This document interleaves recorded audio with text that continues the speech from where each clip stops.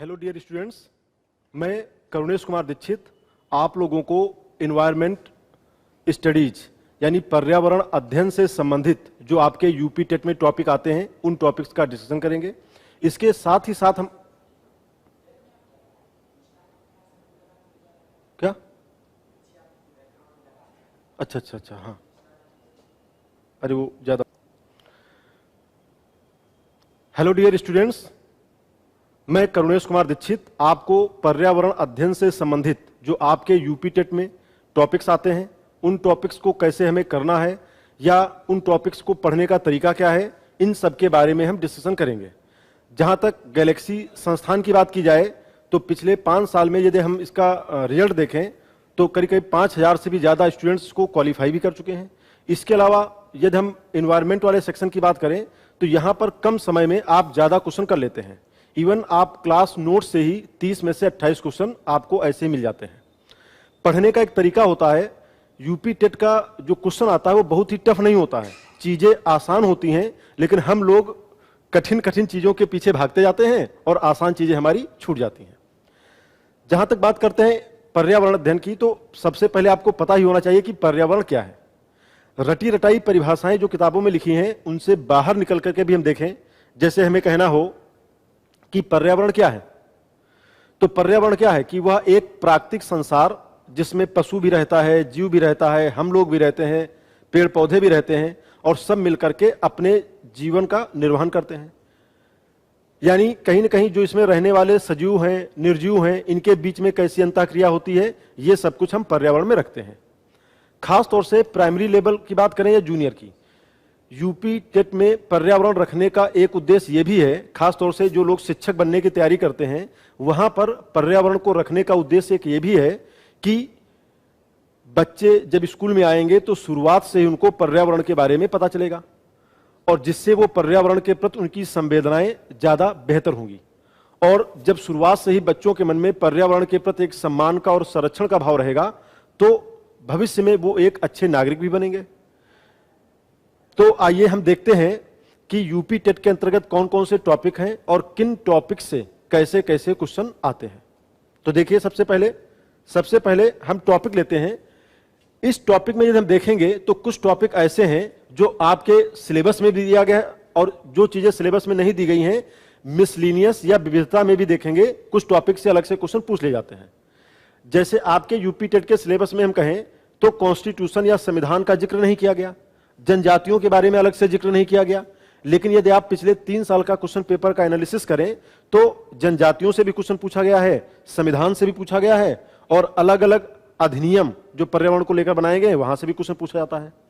हमारा सिर्फ यह कहना है कि जो आपके सिलेबस के टॉपिक हैं उनको तो आपको कवर ही करना है और इसके अलावा जो क्वेश्चन का पैटर्न है उसके बिहाफ पर भी हमें यहां पे चीजें कवर करनी होगी।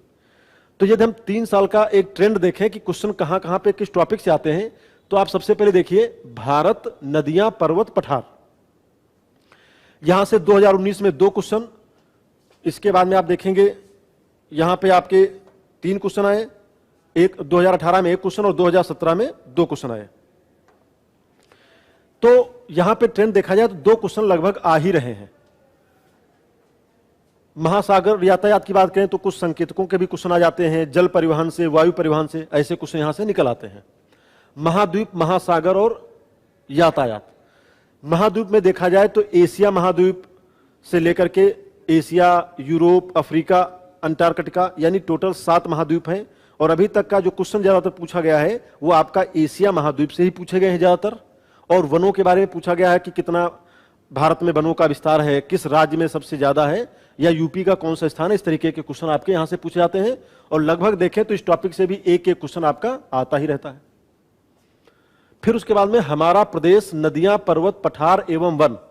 खास तौर से यहां पे हम उत्तर प्रदेश को मेंशन करते हैं और उत्तर प्रदेश को मेंशन करके आप देखें तो ये वाला सेगमेंट भी आपके एग्जाम के लिए बेहतर है क्योंकि 2 या 3 क्वेश्चन तक यहां पे आ रहे हैं। पेड़ पौधे एवं जीव जंतु यानी फ्लोरा और फौना की बात कही जा रही है कि विशेष जो जीव हैं या विशेष जंतु हैं उनके बारे में उनकी कोई विशेषता क्या है। तो इन सारे क्वेश्चन से रिलेटेड भी क्वेश्चन पूछ लिए गए हैं और खास तौर से देखा जाए तो 2018 में तो यहां से 4 क्वेश्चन पूछे गए थे और 2019 में 2 क्वेश्चन पूछे गए हैं, 2017 में भी 3 क्वेश्चन पूछे गए हैं। तो ओवरऑल ये टॉपिक भी आपके लिए काफी इंपॉर्टेंट है। हमारा परिवेश, मेला, स्थानीय पेशे से जुड़े व्यक्ति, अलग अलग क्षेत्रों में कौन सा प्रोफेशन है, कहां पे कुम्हार काम कर रहा है, कहां पे लोहार काम कर रहा है, या हमारी ग्रामीण अर्थव्यवस्था में अलग अलग क्षेत्र अलग अलग चीजों के लिए मशहूर होते हैं, तो उससे रिलेटेड कुछ क्वेश्चन पूछ लिए जाते हैं। मेला से लेकर के कुछ धार्मिक मेलों का भी जिक्र किया जाता है, कौन सा मेला किसके लिए महत्वपूर्ण है, कौन सा पशुओं के लिए महत्वपूर्ण है, या कौन सा मेला खेल कूद के लिए महत्वपूर्ण है। तो इस तरीके से कई सारी चीजें हमारे परिवेश यानी हमारा आसपास में क्या है, मेला, स्थानीय पेशे से जुड़े व्यक्ति, यहां से भी आपका क्वेश्चन आ रहा। खेल एवं खेल की भावना, खेल एवं खेल की भावना देखा जाए तो 2018 में इस टॉपिक से क्वेश्चन पूछा गया है, लेकिन 2017 या 2019 में यहां से क्वेश्चन नहीं आया है।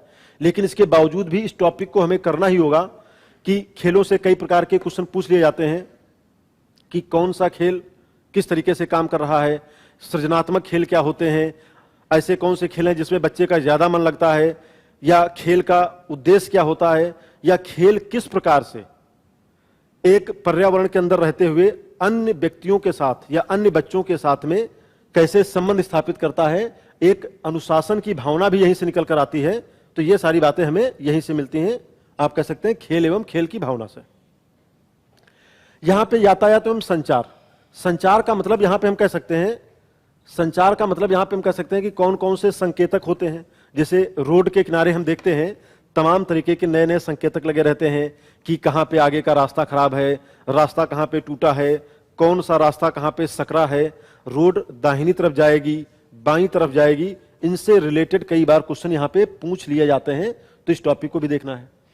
जलमंडल और वायुमंडल, जलमंडल वायुमंडल अपने आप में इतने महत्वपूर्ण टॉपिक हैं कि हर बार आप देखेंगे कई बार क्वेश्चन पूछे जाते हैं। जल से रिलेटेड बहुत सारे क्वेश्चन पूछे जाते हैं, चाहे वो जल का महत्व हो, जल से होने वाली बीमारियां हों, जल प्रदूषण अधिनियम कब लाया गया, जल प्रदूषण से कौन कौन सी हानियां होती हैं, या अंतर्राष्ट्रीय स्तर पर देखा जाए तो जल की उपलब्धता को लेकर राष्ट्रीय और अंतर्राष्ट्रीय स्तर पर क्या क्या प्रयास हो रहे हैं।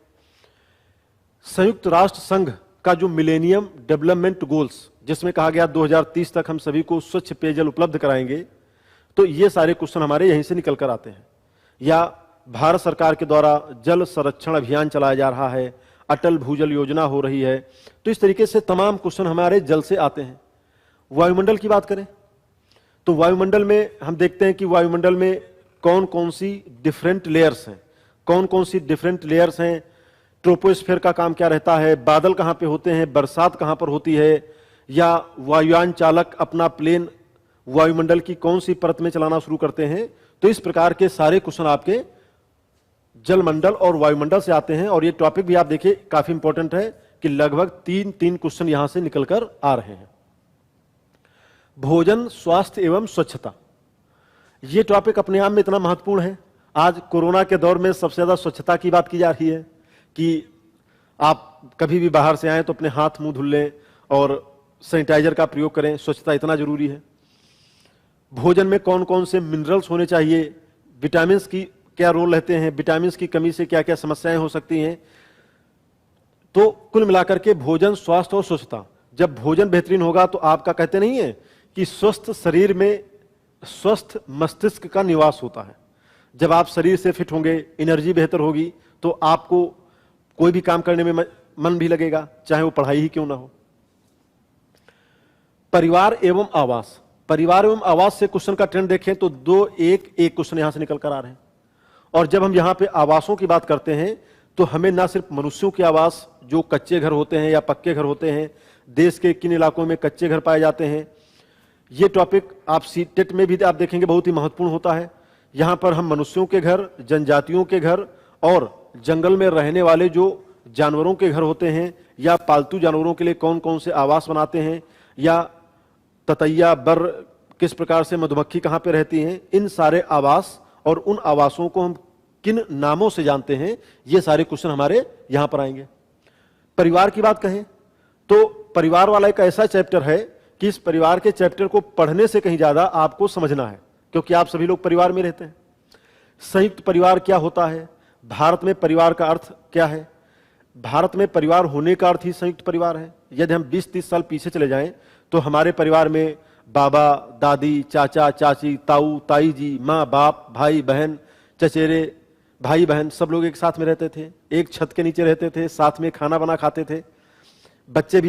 बच्चों का जन्म होता था तो आसानी से बच्चे पल भी जाते थे, बड़े फायदे भी थे। लेकिन आज नगरीकरण के दौर में, औद्योगिकरण के दौर में संयुक्त परिवारों का विघटन होने लगा और संयुक्त परिवार नाभिकीय परिवारों के तौर पर टूटने लगे या न्यूक्लियर फैमिली के रूप में बदलने लगे। तो इस टॉपिक को हम परिवार एवं आवास के अंतर्गत देखेंगे। पर्यावरण संरक्षण प्रमुख आंदोलन और संगठन, इस टॉपिक की बात करें तो हम यहां पर देखेंगे कि पर्यावरण संरक्षण के लिए कौन कौन सी स्कीम चलाई गई हैं, चाहे वो सरकारी स्तर पर हो, चाहे वो व्यक्तिगत स्तर पर हो, एनजीओ के माध्यम से हो। जैसे हाल फिलहाल की हम बात करें तो उत्तर प्रदेश के अयोध्या के पास, अयोध्या में सरयू नदी पड़ती है, सरयू से कुछ दूरी पर तमसा नदी का जिक्र आता है और कहते हैं कि तमसा नदी का महत्व रामायण काल का है कि जब राम को वनवास हुआ था तो पहली बार वो अयोध्या से निकल करके तमसा नदी के किनारे पहुंचे थे और तमसा नदी काफी हद तक सूख गई थी। बाद में वहां के डिस्ट्रिक्ट कलेक्टर और वहां के ग्रामीणों के प्रयास से तमसा नदी का फिर से पुनर्जीवन किया गया या तमसा नदी फिर से प्रवाहित होकर बहने लगी। तो ये सब पर्यावरण संरक्षण की बात आती है। प्रमुख आंदोलन, चाहे चिपको आंदोलन की बात हो, अप्पिको आंदोलन की बात हो या बिश्नोई आंदोलन जो राजस्थान में चला था, अलग अलग आंदोलन क्यों चलाए गए, इन आंदोलनों का उद्देश्य क्या था, ये सारे क्वेश्चन हमारे यहां से आते हैं। संगठन की बात करें तो पर्यावरण से जुड़े हुए राष्ट्रीय स्तर पर और अंतरराष्ट्रीय स्तर पर जो कोई भी संगठन है उनका जिक्र यहां पर आता है। जैसे हमारा यूनेस्को की हम बात करें या हम वाइपो की बात करें, वर्ल्ड इंटेलेक्चुअल प्रॉपर्टी राइट की बात करें, या हम बात करें कि प्रथम पृथ्वी सम्मेलन को लेकर के कौन कौन सी योजनाएं बनाई गई, WHO का क्या वर्क रहता है, UNEP United Nation Environment Programme, संयुक्त राष्ट्र पर्यावरण कार्यक्रम जिसका मुख्यालय केन्या में है। तो इन सारे संगठनों से संबंधित क्वेश्चन आ जाते हैं और आप देखिए कि हर साल इनसे जुड़े हुए 2 या 3 क्वेश्चन आते ही आते हैं। लगातार 2019-2018 में 3-3 क्वेश्चन यहां से पूछ लिए गए। वन्य जीव अभयारण्य, नेशनल पार्क, बायोस्फीयर रिजर्व, ये क्या है? यदि हम किसी भी क्षेत्र को सुरक्षित रखते हैं तो सुरक्षित करने के लिए कौन कौन सी कैटेगरीज होती हैं? अभयारण्य किसको कहते हैं, नेशनल पार्क और बायोस्फीयर रिजर्व में क्या डिफरेंस होता है? बायोस्फीयर रिजर्व एक बड़ा कॉन्सेप्ट है। एक बायोस्फीयर रिजर्व के अंतर्गत नेशनल पार्क भी आ सकता है, एक नेशनल पार्क के अंतर्गत वन्य जीव अभयारण्य भी हो सकते हैं। कुछ ऐसे नेशनल पार्क होते हैं जो विशेष तौर पर किसी न किसी जानवरों के लिए रिजर्व होते हैं। जैसे हम कहें राजाजी नेशनल पार्क जो आपका उत्तराखंड में है, हाथियों के संरक्षण के लिए प्रसिद्ध है। या टाइगर रिजर्व की बात करें तो जिम कॉर्बेट टाइगर रिजर्व टाइगरों के संरक्षण के लिए है। या हांगुल प्रोजेक्ट जो जम्मू कश्मीर में चलाया जाता है वो हांगुल के लिए है। या सांघाई प्रोजेक्ट जो आप कह सकते हैं कि मणिपुर में संघाई हिरण की विशेष प्रजाति के लिए चलाया जाता है। तो अलग अलग जगहों पर वन्य जीवों के संरक्षण के लिए भारत में जो 70,000 से भी अधिक जीव जंतुओं की प्रजातियां पाई जाती हैं, उनके संरक्षण के लिए क्या क्या प्रयास कराए जा रहे हैं। क्योंकि कहीं न कहीं देखा जाए इन क्षेत्रों में रहने वाले जो जंगली जीव जंतु होते हैं वह वनों के कटान के कारण उनके प्राकृतिक आवास नष्ट होते जाते हैं। इसके अलावा जंगली जानवरों का अवैध शिकार भी हो रहा है और इन अवैध शिकारों की वजह से इनकी संख्या कम होती जाती है, जो अत्यंत ही चिंता का विषय है।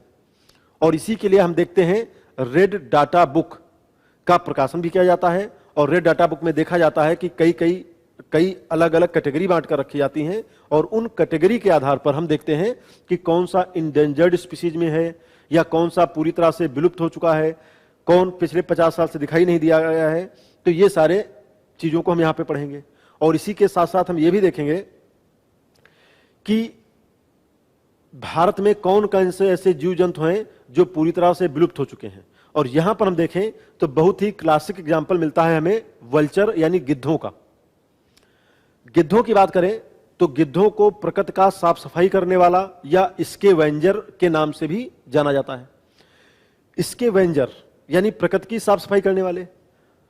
20-30 साल पहले के माहौल में देखा जाए, आपको पुराने लोग भी बताएंगे कि रोड के किनारे कहीं पर कोई जानवर मर जाता था तो वहां पे गिद्ध आ जाते थे, गिद्ध उस जानवर को खा करके खत्म कर देते थे। प्रकृति की साफ सफाई भी हो गई और कहीं ना कहीं देखा जाए कि लोग इस बात से भी बच गए कि गिद्धों की वजह से तमाम कीड़े मकोड़े या सूक्ष्म जीवाणु की प्रक्रिया वहां पे नहीं शुरू हो पाई। आज जब गिद्धों की संख्या कम हो गई है और कहीं कोई जानवर मरा पड़ा है या रोड के किनारे कुछ ऐसे अपशिष्ट पदार्थ पड़े हैं तो सड़ते हैं, गलते हैं, जिससे वातावरण में दुर्गंध भी फैलती है। तो गिद्धों को संरक्षण करने के प्रयास किए जा रहे हैं। इसके अलावा मिसलिनियस की बात करें कि जो सीधा सीधा आपके टॉपिक में नहीं दिया गया है लेकिन कभी कभी क्वेश्चन यहां से पूछ लिए जाते हैं, इकोलॉजी एंड इकोसिस्टम, पारिस्थितिकी और पारिस्थितिकी तंत्र। कई बार क्वेश्चन पूछा जाता है कि पारिस्थितिकी क्या है, पारिस्थितिकी किस आधार पर होती है, इस शब्द का प्रयोग किसके द्वारा किया गया, एजे टांसले ने इकोसिस्टम का प्रयोग कब किया था, या दोनों में डिफरेंस क्या है, या इसी के अंतर्गत कई प्रकार के बायोटिक इंटरेक्शन, जैविक अन्योन्य क्रिया से संबंधित कई बार प्रश्न पूछे जाते हैं कि परजीविता क्या है, सहजीविता क्या है, आत्मपोषी क्या होता है। तो इस तरीके से कई सारे क्वेश्चन यहां से आपके आ जाते हैं और आप इसी बात से अनुमान लगा सकते हैं कि मिसलिनियस के अंतर्गत होने के बावजूद भी 2 क्वेश्चन, 1 क्वेश्चन, 2 क्वेश्चन 2019 में, 2018 में, 2017 में और इसके पहले के जितने भी एग्जाम आए हैं यहां से आपका क्वेश्चन आता ही आता है। कॉन्स्टिट्यूशन की बात करें तो यहां पे मौलिक अधिकार क्या होते हैं, नीति निर्देशक तत्व क्या होते हैं, पर्यावरण को लेकर के क्या क्या परिभाषाएं दी गई हैं, या मौलिक कर्तव्यों में पर्यावरण के बचाव के लिए जागरूक नागरिकों से क्या क्या अपेक्षाएं रखी गई हैं, इन सब का जिक्र यहां पर हमें मिलता है। और इसके अलावा जनजातियों की बात करें कि भारत में जनजाति शब्द कब लाया गया, कौन सी जनजाति किस विशेष क्षेत्र में रहती है, किस जनजाति का कौन सा आवास होता है, जनजातियों के तौर तरीके क्या होते हैं, उनका कल्चर क्या है, उनकी भाषाएं क्या हैं, इन सब से रिलेटेड जो टॉपिक हमारे होंगे वो जनजाति में आएंगे। जैसे कि हम यूपी टेट के हिसाब से देखें तो उत्तर प्रदेश की थारू जनजाति लखीमपुर और नेपाल के बॉर्डर पर पाई जाती है और इन लोगों के अपने अलग कल्चर हैं, अलग तौर तरीके हैं, इन सब की बात हम यहां पे करेंगे। और पर्यावरण से जुड़े हुए अधिनियम, पर्यावरण से जुड़े हुए अधिनियम, सबसे पहली बात यह समझ लीजिए कि अधिनियम अंतिम तौर से लागू होने वाला कानून होता है। जब लोकसभा और राज्यसभा की कार्रवाई होने के बाद कोई भी विधेयक या बिल प्रेसिडेंट का सिग्नेचर जिस पे हो जाता है तो उसके बाद में वह अधिनियम बन जाता है और अधिनियम ही अंतिम तौर से लागू होने वाला कानून है। और आप देखें तो लगभग हर साल एक क्वेश्चन पूछा गया है कि वायु संरक्षण अधिनियम कब लाया गया, जल संरक्षण अधिनियम कब लाया गया, जैव विविधता अधिनियम कब लाया गया और इन अधिनियम के लाने का उद्देश्य क्या है।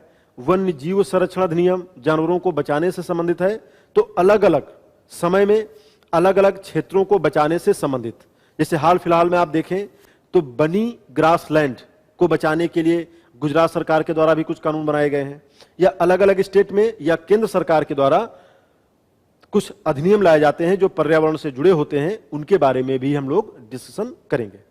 तो ये हमने यहां पर एक टॉपिक का डिस्कशन किया।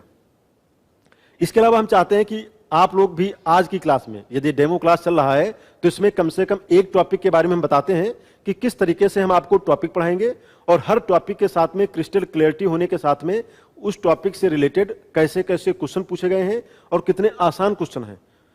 और हमने आपको पहले भी कहा है कि आप सिर्फ और सिर्फ फैक्ट के पीछे मत भागें, कंसेप्चुअल क्लियरिटी या कंसेप्चुअल अंडरस्टैंडिंग होना बहुत जरूरी है। जब चीजों को आप समझे होते हैं तो पेपर करना आसान होता है और आपके फैक्ट भी खुद ब खुद याद हो जाते हैं।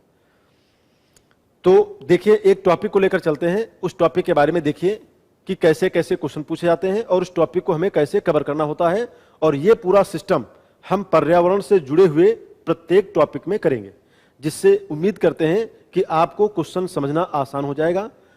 और इसके अलावा भी यदि आपका कोई डाउट होता है तो उसको भी दूर करने के लिए हमारी जो टीम है वो टीम इस तरीके से आप लोगों को भी अवसर प्रोवाइड कराएगी कि ऑनलाइन माध्यम में भी किस तरीके से आप अपने डाउट्स पूछ सकते हैं और उन डाउट्स की सही व्याख्या कैसे होगी और आपकी जो भी जिज्ञासा हो उसका समाधान भी किया जाएगा। तो आइए देखते हैं, एक टॉपिक को देखते हैं।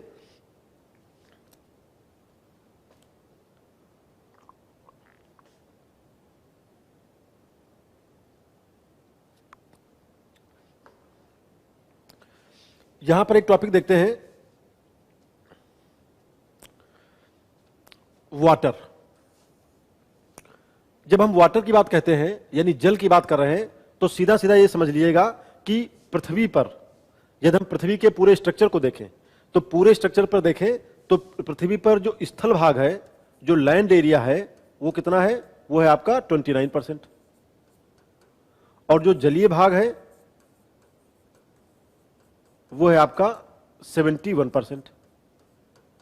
71% है। तो 71% आपका जलीय भाग है और स्थलीय भाग है 29%।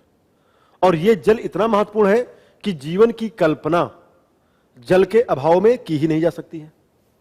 हम यह भी कह सकते हैं कि पृथ्वी का 3/4 भाग तो जल से ही घिरा है और वाटर के बिना जीवन की कल्पना नहीं की जा सकती है।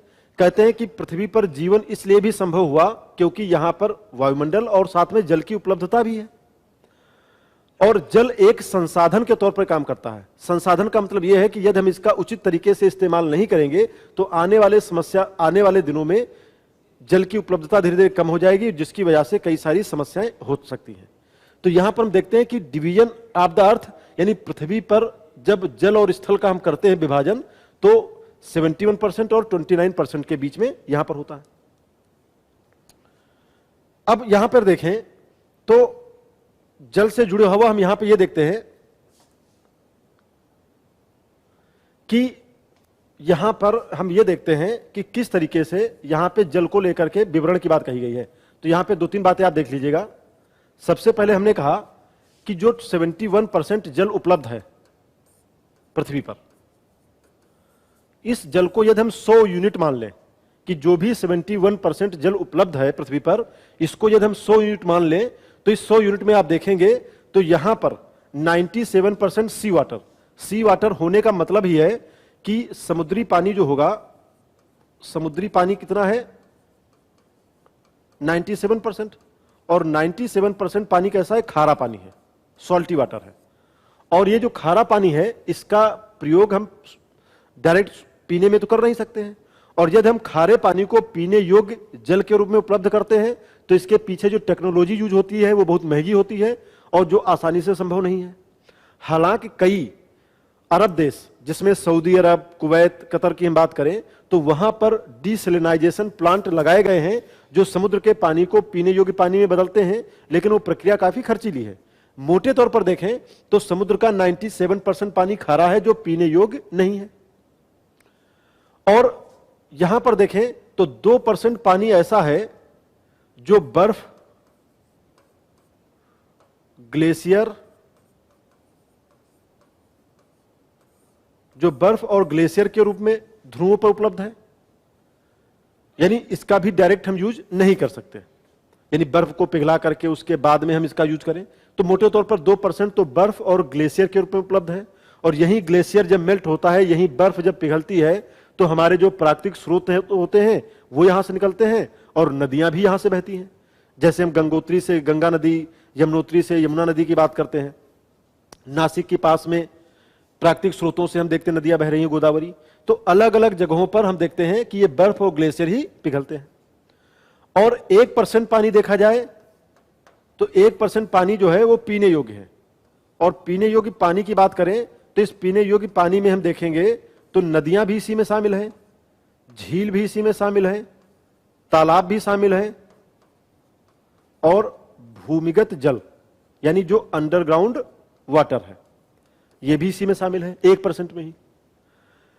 तो हम समझ सकते हैं कि जो पानी की उपलब्धता पीने लायक है वो बहुत ही कम है।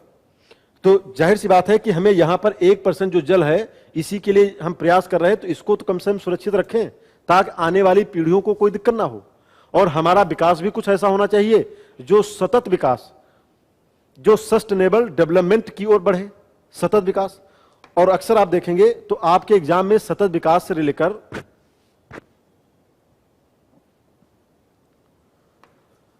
सतत विकास को लेकर के कई बार सवाल पूछे गए हैं कि जो भी साधन हमारे पास उपलब्ध हैं, जो भी संसाधन हमारे पास उपलब्ध हैं, उन संसाधनों का हम अनुकूलतम प्रयोग करें जिससे भविष्य के लिए हमें दिक्कतें ना हो। अब हम यहां पर देखें कि पृथ्वी पर पानी का वितरण कैसे होता है। और पानी के वितरण के साथ साथ में किस तरीके से यहां पे जो भी फैक्ट आएंगे उनका हम यहां पे जिक्र करेंगे। अब हम यहां पर देखेंगे जल चक्र क्या है। जैसा कि आप देख रहे हैं, जल चक्र को यदि हमें डिफाइन करना हो तो सीधी सी बात क्या है कि वह प्रक्रिया कैसी कि वह प्रक्रिया जिससे जल स्थल मंडल से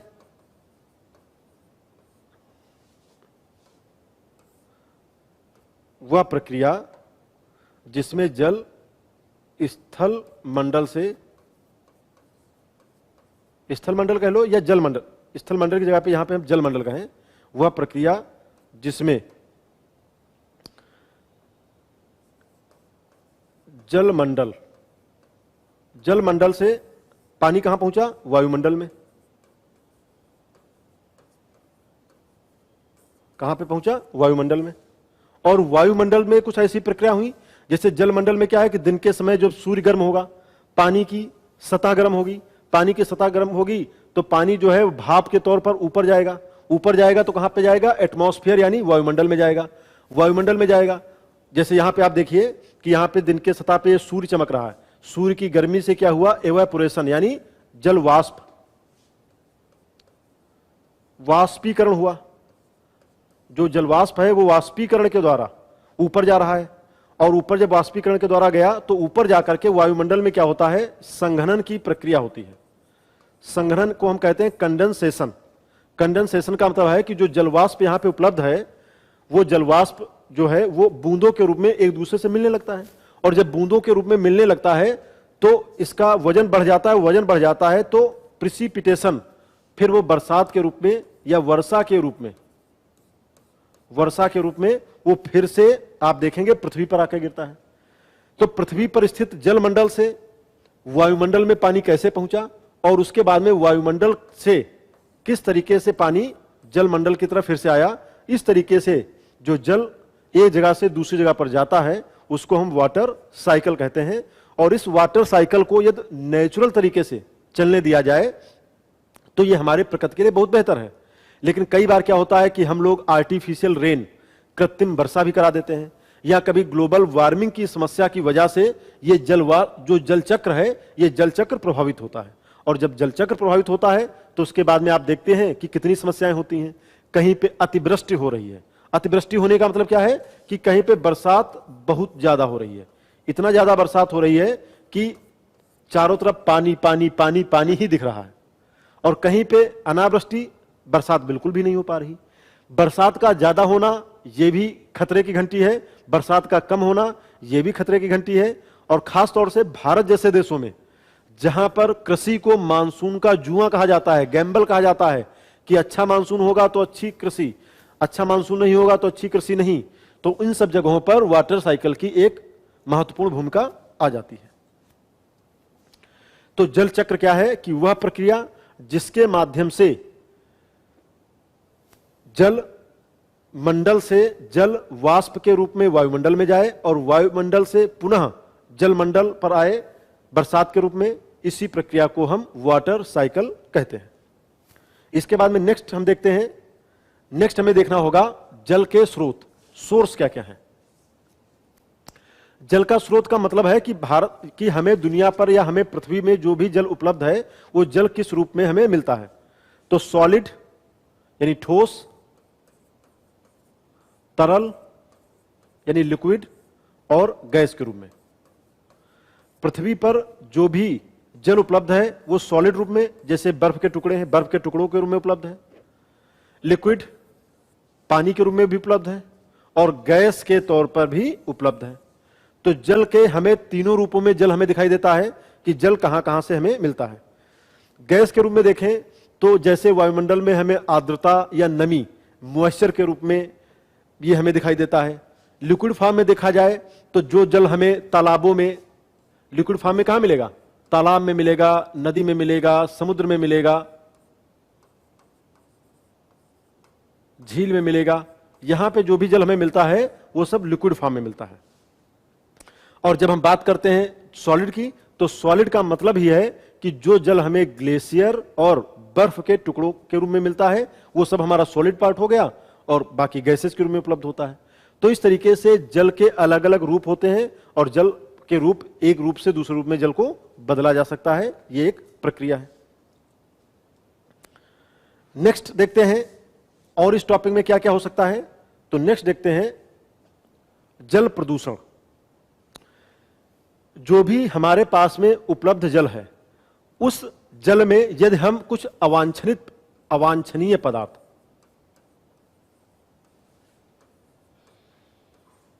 अवांछनीय पदार्थ का मतलब क्या होता है? अवांछनीय का मतलब होता है कि ऐसे पदार्थ जो जरूरी नहीं है या जो नुकसानदायक हैं, उनको हम अवांछनीय पदार्थ कहते हैं। और वो अवांछनीय पदार्थ क्या है? जैसे डोमेस्टिक वेस्ट, घरों का कूड़ा कचरा, जो घरों का डोमेस्टिक वेस्ट है, कूड़ा कचरा है, या औद्योगिक पदार्थों से निकलने वाला अपशिष्ट है, उन सब का जिक्र हम यहां पे करते हैं। जैसे घरेलू कूड़ा करकट या कूड़ा कचरा, या औद्योगिक अपशिष्ट,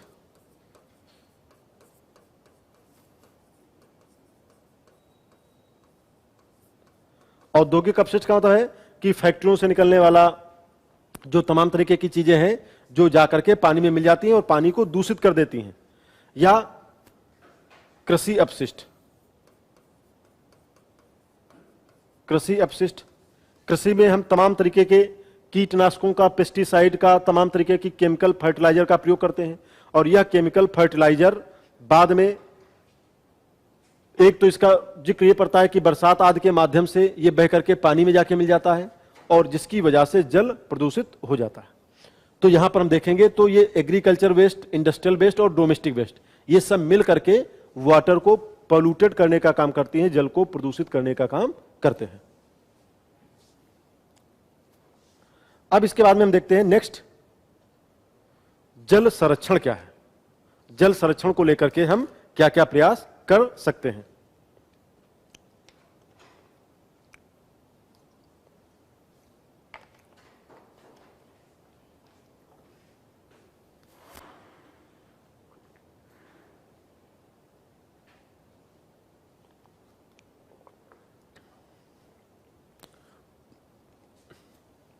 देखिए यहां पे एक टैगलाइन आपकी है, सेव वाटर, जल है तो कल है। जैसे आप देखते हैं कि सरकार के स्तर पर एनजीओ के माध्यम से भी लोगों को जल के प्रति जागरूक करने के लिए, जल है तो जीवन है, बिना जल के कल्पना नहीं की जा सकती है। तो जल के संरक्षण करने के लिए क्या क्या प्रयास किए जा सकते हैं और या क्या प्रयास अब तक किए गए हैं। जैसे भारत में प्राचीन काल से ही देखा जाए तो जल संरक्षण करने की विधियों का प्रचलन मिलता है। जैसे पहले पुराने में आप देखेंगे कुआं, बावली या बावड़ी, जिसको गुजरात में बॉब भी कहते हैं।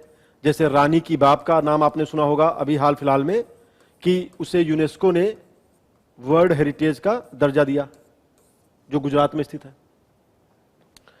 तो जल संरक्षण करने के लिए कुआं, बावली इस तरीके से बनाया जाता था, तालाबों को बहुत ही स्वच्छ रखा जाता था।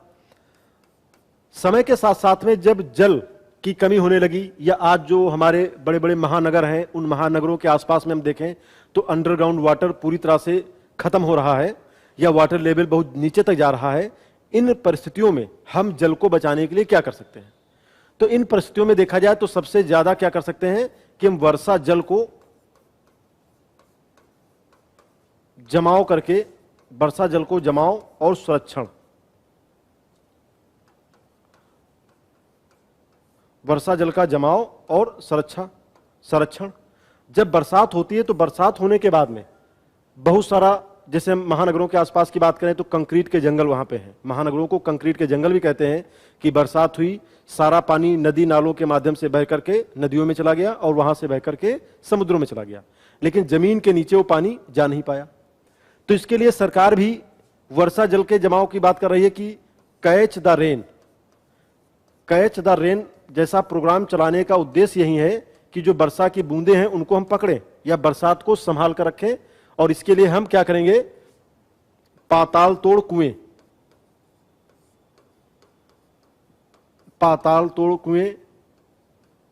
का निर्माण करें, जलाशयों का निर्माण करें, जो नदियां सूख गई हैं उन नदियों के रास्ते में उनका अतिक्रमण हटा करके और उन नदियों के रास्ते में हम कुओं का, पाताल तोड़ कुएं का निर्माण कराएं, जिससे जो बरसात का पानी है वह बह करके दूर तक ना जाए, बल्कि जहां पे बरसात हुई है उसी के आसपास में पानी जमीन के नीचे चला जाए। इसके अलावा जल संरक्षण के लिए एक और महत्वपूर्ण जो चीज हो सकती है वो ये हो सकती है कि जल के लिए हम क्या करें, कम उपयोग करें, जल का कम उपयोग, जल का कम उपयोग करें, पुनः उपयोग करें,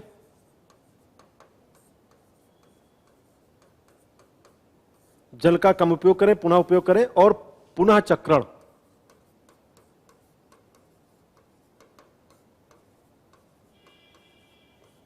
पुनः चक्रण यानी रीयूज करें,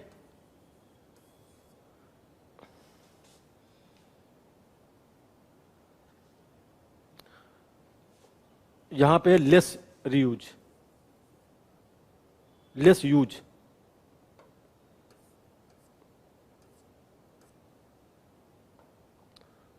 लेस यूज यानी पानी का कम उपयोग करें। जैसे बहुत से लोगों की आदत होती है कि यदि उनको सुबह सुबह अपनी कार भी धुलनी है, बाइक भी धुलनी है, तो पाइप लगा के धुल रहे हैं, जो काम एक बाल्टी में हो सकता है उसके लिए 4-4 बाल्टियां कर रहे हैं। या कुछ लोग नहाने के लिए बाथरूम में गए तो पता चलता है 10-10 बाल्टियां नहा गए।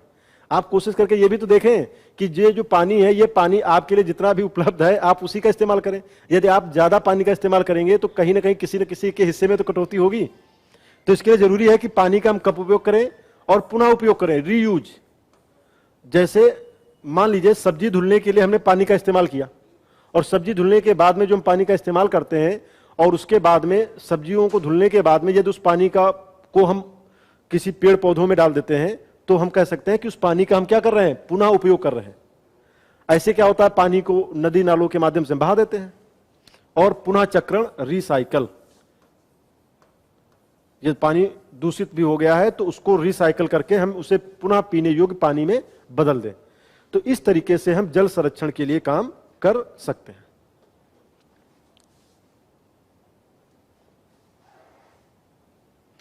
अब यहां पे हम देखते हैं कुछ महत्वपूर्ण तथ्य। महत्वपूर्ण तथ्य का मतलब है कि जल से जुड़ी हुई कौन कौन सी चीजें हैं। जैसे सबसे पहले आपको पता होना चाहिए कि 22 मार्च को विश्व जल दिवस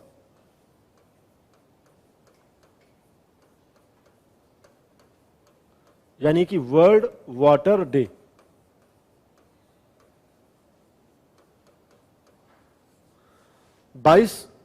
मार्च को विश्व जल दिवस का आयोजन किया जाता है। और इसका मकसद ही है कि पूरी दुनिया में जितने भी लोग रह रहे हैं, जैसे 8 अरब की आबादी है, पॉपुलेशन है दुनिया की, तो दुनिया में रह रहे प्रत्येक देश को पीने के लिए स्वच्छ जल उपलब्ध कराना, इसके लिए प्रयास होता है। विश्व जल दिवस के द्वारा लोगों को जागरूक करने का भी प्रयास किया जाता है।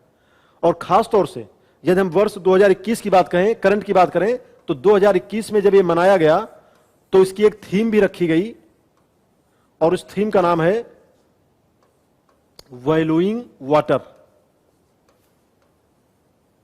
कि जल के महत्व को जाने। और कई बार ऐसा भी क्वेश्चन आता है कि विश्व जल दिवस मनाने की शुरुआत कब से हुई, तो इसकी शुरुआत हुई थी 1993 से। 1993 से ही क्यों? क्योंकि 1992 में प्रथम पृथ्वी सम्मेलन का आयोजन किया गया था और उसी सम्मेलन के दौरान यह निर्णय लिया गया कि अगले साल से 22 मार्च को हम इसे वर्ल्ड वाटर डे, विश्व जल दिवस के रूप में इसे हम मनाएंगे। तो ये आपका करंट का भी क्वेश्चन आ सकता है कि किस वर्ष से मनाया गया, उसकी थीम क्या रही, या कब से मनाना शुरू किया गया। तो यह वाटर से जुड़ा हुआ एक फैक्ट है जो इंपॉर्टेंट है, जो एग्जाम में पूछा भी गया है।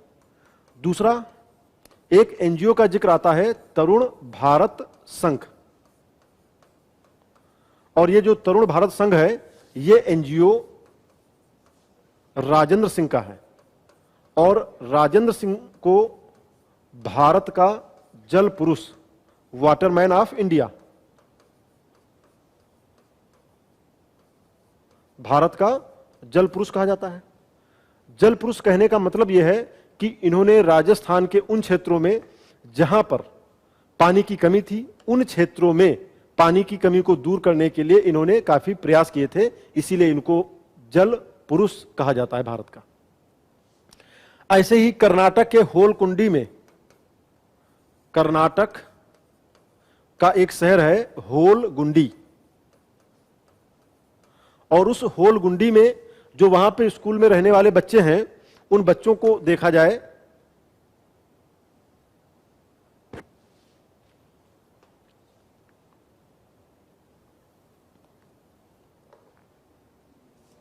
कर्नाटक के होलगुंडी में बच्चों को देखा जाए तो वहां पर भीम संघ नाम का एक संगठन बनाया गया है, और यह संगठन लोगों को जागरूक करता है कि हमें किस तरीके से जल को बचाना है। इसके बाद में हम देखते हैं नेक्स्ट इस टॉपिक से रिलेटेड क्या है। आप लोग देखिए कि यूपी टेट में आपके वाटर जो टॉपिक है, जिसके बारे में एक साधारण सा एक कह सकते हैं कि सतही तौर पर, बहुत डेप्थ में नहीं गए, साधारण तौर पर जो इसका जिक्र किया, इससे रिलेटेड किस तरीके के क्वेश्चन पूछे जाते हैं और क्वेश्चन कितने आसान होते हैं। हमने पहले भी आपसे कहा है कि आप लोग कठिन चीजों के पीछे भागते हैं, जबकि प्रश्न आपके हमेशा आसान ही आते हैं। तो यहां पर देखते हैं, ये आपके क्वेश्चन आए हुए हैं इस तरीके के कि जल प्रदूषण का कारण क्या है, कीटनाशक, मनुष्य के क्रियाकलाप, बढ़ती जनसंख्या, उपयुक्त सभी। तो यहां पे आपका क्या हो जाएगा, उपयुक्त सभी हो जाएगा कि इसके लिए सभी जिम्मेदार हैं। जल का रासायनिक नाम देखेंगे तो क्या है, H2O, जहां पे हाइड्रोजन के 2 और ऑक्सीजन का 1 परमाणु है, तो वहां पे क्या हो जाएगा, ये H2O हो जाएगा। कौन सी बीमारी दूषित जल पीने से होती है, एड्स, टाइफाइड, एनीमिया। तो यहां पर देखें टाइफाइड हो जाएगा। टाइफाइड को ही हम मियादी बुखार कहते हैं, और ये बुखार जब आता है तो आपको 5-6 दिन तक छोड़ता नहीं है। डॉक्टर लोग कहते हैं कि आपको एक पूरा कोर्स करना पड़ेगा इसका, 3 दिन का, 7 दिन का, 5 दिन का, जो भी है। तो दूषित जल के पीने से हैजा या कॉलरा, टाइफाइड, इस तरीके की समस्या, जॉइंडिस, पीलिया, इस तरीके की भी समस्याएं हो जाती। आर्सेनिक द्वारा जल प्रदूषण सर्वाधिक कहां पे है। देखिए, आर्सेनिक की बात करें तो आर्सेनिक की समस्या तो भारत के कई राज्यों में है, लेकिन चूंकि सबसे ज्यादा पूछा गया है तो सबसे ज्यादा आपका पश्चिम बंगाल में है। और वैसे यदि हम यूपी के हिसाब से देखें तो यूपी में पूर्वांचल के खास तौर से जो बलिया के आसपास के क्षेत्र हैं, वह आर्सेनिक से बहुत ज्यादा प्रभावित है। आर्सेनिक की वजह से दांत भी खराब हो जाते हैं और शरीर अंदर से खोखला होता रहता है। वर्षा जल संग्रहण क्या है, यह बहुत ही अच्छा क्वेश्चन आया था। इसमें कहा गया था कि प्रयुक्त जल का संग्रह और भंडारण या वर्षा जल का जमाव और भंडारण। तो यहां पे ऑप्शन आपका क्या हो जाएगा, वर्षा जल का जमाव और भंडारण। तो इस तरीके से आपके क्वेश्चन पूछे जाते हैं। तो ये जो वाटर टॉपिक है, इसमें हमारी एक कोशिश हुई कि आपको, ये जो वाटर टॉपिक है इसमें एक हमारी कोशिश रही कि किस प्रकार से क्वेश्चन इसमें आते हैं और इन टॉपिक्स के अंदर में हमें क्या क्या पढ़ना है। तो ये सारी चीजें हम लोग डिटेल में पढ़ेंगे। तो आज के लिए इस क्लास को हम यहीं पे समाप्त करते हैं। Thank you.